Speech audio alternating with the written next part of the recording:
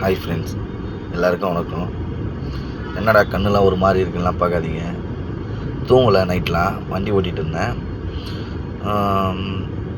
அண்ணாமலை தலைவர் எல்லாருக்குமே தமிழ்நாடுன்றதில்ல, கேரளா முதல் கொண்டு கர்நாடகா முதல் கொண்டு அண்ணாமலை தலைவர் எல்லாருக்குமே பிடிக்கும். அது ஏன்னா இன்றைக்கி பார்த்தீங்கன்னா ஒரு பூ தூவும் போது ஃபோனு மேலே போட்டு வழியிலையும் அந்த ஃபோனை எடுத்து கொடுத்தாரு, தவிர கோவப்படலை. அது ஒரு பெரிய விஷயம். ஆனால் அதுக்கும் மேலே அப்போத்துலேருந்தே ஏன்னா அவரை பிடிக்கும் தெரியுமா, எல்லாருக்குமே ரொம்ப பிடிக்கும். ஏன்னா எனக்கு ரொம்ப பிடிக்கும். ஏன்னா எல்லா அரசியல் தலைவருமே எலெக்ஷன் வரும்போது மட்டும்தான் மக்களை வந்து சந்திப்பாங்க, மக்கள்கிட்ட பேசுவாங்க, மக்களோட ஊராக வந்து சுற்றுவாங்க, எல்லாத்தையும் அப்போ தான் பண்ணுவாங்க. ஆனால் நம்ம அண்ணாமலை தலைவர் மட்டுமே எப்போவுமே மக்களை சந்திப்பார், மக்கள்கிட்ட அன்பாக இருப்பார், மக்களை பார்த்துப்பார், மக்கள்கிட்ட பேசுவார். இதுதான் நம்ம தலைவர் அண்ணாமலை.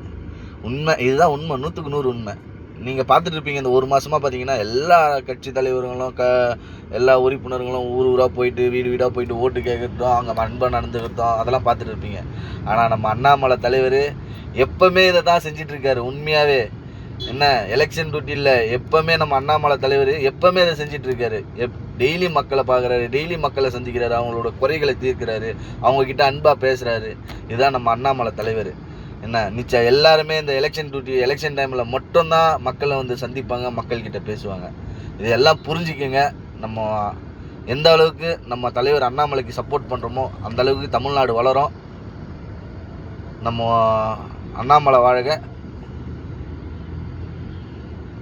தேங்க்யூ.